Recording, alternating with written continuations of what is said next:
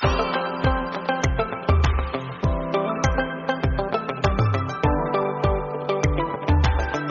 Morning students, मैं हूँ दीक्षा। आज हम पढ़ने वाले हैं न्यूरॉन के बारे में, यानी कि तंत्रिका कोशिका के बारे में। तो हम देखते हैं कि जितने भी पेड़ पौधे होते हैं उनमें तंत्रिका तंत्र नहीं पाया जाता। इसके विपरीत जो एनिमल्स होते हैं, यानी कि जंतु होते हैं, इनमें विकसित प्रकार का तंत्रिका तंत्र होता है। तो जो तंत्रिका तंत्र होता है उसकी एक इकाई होती है जिसे कहते हैं तंत्रिका कोशिका। अब ये जो तंत्रिका कोशिका है, ये जो चित्र दिखाई दे रहा है, ये किसका है? तंत्रिका कोशिका यानी कि न्यूरॉन। इसे इंग्लिश में क्या कहते हैं? न्यूरॉन। ये तंत्रिका तंत्र की एक इकाई है, मतलब कि एक ही कोशिका है। तो तंत्रिका कोशिकाएं, कई कोशिकाएं मिलकर के तंत्रिका तंत्र का निर्माण कर लेती हैं। जो तंत्रिकाएं होती हैं वो कहाँ से निकलती हैं? ब्रेन से। ब्रेन में जो मेरुरज्जु होता है वहां से कई नर्व्स पूरे शरीर में फैली होती हैं। तो अर्थात ये कह सकते हैं कि जो तंत्रिका कोशिकाएं हैं वो ही मिलकर के तंत्रिका तंत्र का निर्माण कर लेती हैं। और जो तंत्रिका तंत्र है उसका कार्य क्या है? जो बाहर से उद्दीपन या संवेदनाएं या जिन्हें चेतनाएं भी कहते हैं उनको ग्रहण करना। जितनी भी एक्टिविटी होती है बाहर से हमारे शरीर पर जो की जाती है एक्टिविटी, उनको ग्रहण करने का कार्य कौन करता है? तंत्रिका कोशिका यानी कि नर्व्स। तो अभी हम देखेंगे न्यूरॉन का चित्र। तो सबसे पहले देखेंगे न्यूरॉन के बारे में। न्यूरॉन में जो सबसे पहला ऊपर जो कोशिका होती है इसे कहते हैं सेल बॉडी या कोशिका काय। इसे साइटोन भी कहते हैं। क्या कहते हैं? साइटोन। ये जो साइटोन होता है ये तंत्रिका कोशिका का मुख्य भाग होता है, यानी कि मेन भाग होता है। इसमें हम बीचों बीच देखेंगे कि यहाँ पे एक बीचों बीच में केंद्रक दिखाई दे रहा है। केंद्रक के चारों ओर कई छोटे छोटे से कण पाए जाते हैं जिन्हें कहते हैं निसेल्स कण। क्या कहते हैं? निसेल्स कण। ये जो निसेल्स कण हैं इन्हें निसेल्स ग्रेन्यूल्स भी कहते हैं। ये निसेल्स कण कई पदार्थों से मिलकर बना होता है, यानी कि जो राइबोसोम है, माइटोकॉन्ड्रिया, एंडोप्लाज्मिक रेटिकुलम, इन सबको मिलाकर के ही क्या कहते हैं? निसेल्स कण। ये पूरी क्या है? एक सेल बॉडी यानी कि कोशिका काय, जैसे साइटोन भी कहते हैं। कोशिका काय। अब सेल बॉडी में हम देखते हैं कि इसकी किनारे आपस में जुड़ी होती हैं। जो किनारे आपस में जुड़ी होती हैं इन्हें डेंड्रॉन कहते हैं। क्या कहते हैं? डेंड्रॉन। लेकिन ये जो डेंड्रॉन है ये और आगे बढ़ जाती है और कई ब्रांचेस में बढ़ जाती है जिन्हें कहते हैं डेंड्रॉइड्स। क्या कहते हैं? डेंड्रॉइड्स। डेंड्रॉइड्स क्या है स्टूडेंट्स? जो कोशिका काय की ब्रांचेस होती है जो आगे बढ़ जाती है, जिसे कहते हैं हम डेंड्रॉइड्स। अब ये डेंड्रॉइड्स का कार्य क्या है? ये जो डेंड्रॉइड्स है ये पूरे में फैल जाती हैं और ये ही क्या करती हैं? संवेदना को इकट्ठा करती है, सिग्नल्स को लाती है और कहाँ पहुंचा देती है? हमारे ब्रेन तक। ओके, तो डेंड्रॉइड्स क्या करती हैं? छोटे छोटे शाखाओं में बटी होती हैं। अब कोशिका काय के बाद हम देखेंगे इसमें एक लंबा प्रवर्धक दिखाई देता है। तो इसका जो मेन पॉइंट है, पहला पॉइंट ये क्या हो गया? साइटोन। और सेकंड आता है एक्सॉन। क्या आता है? एक्सॉन। एक्सॉन में हम देखेंगे कि कोशिका काय यानी कि साइटोन से एक लंबी संरचना, बेलनाकार संरचना निकली होती है जिसे हम कहते हैं एक्सॉन।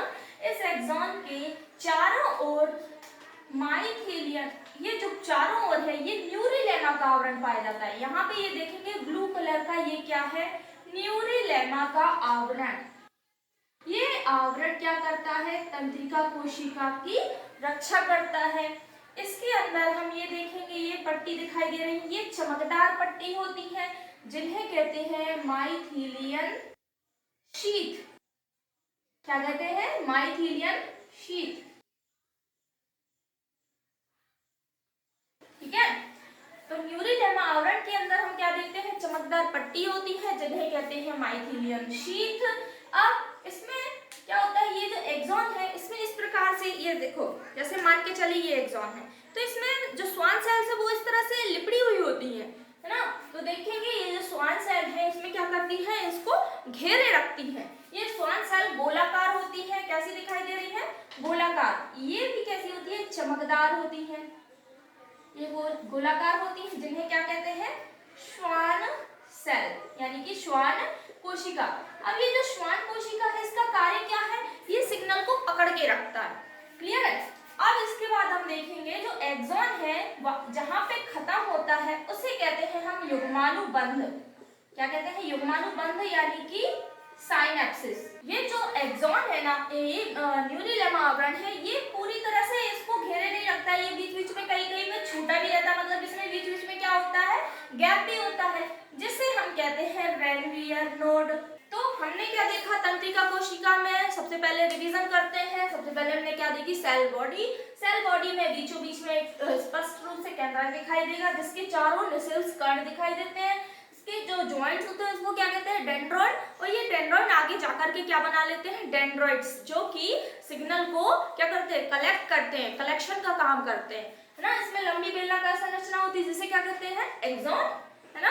एक्सॉन के चारों ओर एक आवरण होता है जो इसकी सुरक्षा करने के लिए आवश्यक है, जिसे हम कहते हैं न्यूरिलेमा का आवरण। न्यूरिलेमा के अंदर चमकदार पट्टियां पाई जाती हैं, जिसे हम क्या कहते हैं, माइथिलियन शीट। माइथिलियन शीट के बाहर कुछ गोलाकार संरचनाएं होती हैं जो एक्सॉन को पकड़े रखती हैं या फिर सिग्नल्स को पकड़ने का काम करती हैं, इनको बाहर नहीं जाने देती हैं। ये क्या करती है, जिन्हें हम कहते हैं श्वान सेल। अब जो एक्सॉन का एंड है उसे कहते हैं एक्सॉन नोब या एक्सॉन बटन। एक्सॉन का एंड कहलाता है, ये इसे एक्सॉन बटन भी कहते हैं।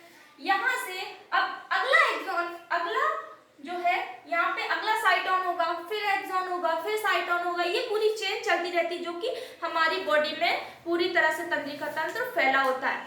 तंत्रिका तंत्र का विकास शुरू होता है हमारे ब्रेन से, है ना।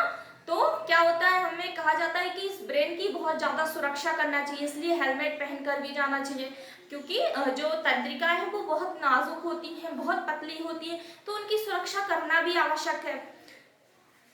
तो हमने क्या देख लिया, तंत्रिका तंत्र। तंत्रिका तंत्र के अंदर क्या होता है, तंत्रिका कोशिकाएं जो कि तंत्रिका तंत्र को बनाती हैं, तो इसे हम न्यूरॉन भी कहते हैं। तंत्रिका जो कोशिका होती है वो शरीर की सबसे बड़ी कोशिका होती है। ये मोस्ट इंपॉर्टेंट पॉइंट है नीट के लिए, आप लोग नोट कर लीजिए कि शरीर की सबसे बड़ी कोशिका क्या है, तंत्रिका कोशिका। ये लिख लेना आप, शरीर की सबसे बड़ी कोशिका कौन है, न्यूरॉन, या जिसे क्या कहते हैं, तंत्रिका कोशिका, नर्व सेल। तो स्टूडेंट्स, आज का लेक्चर हम यही समाप्त करते हैं। उम्मीद है आपको पसंद आया होगा। चैनल को लाइक कीजिए, सब्सक्राइब कीजिए। Thank you.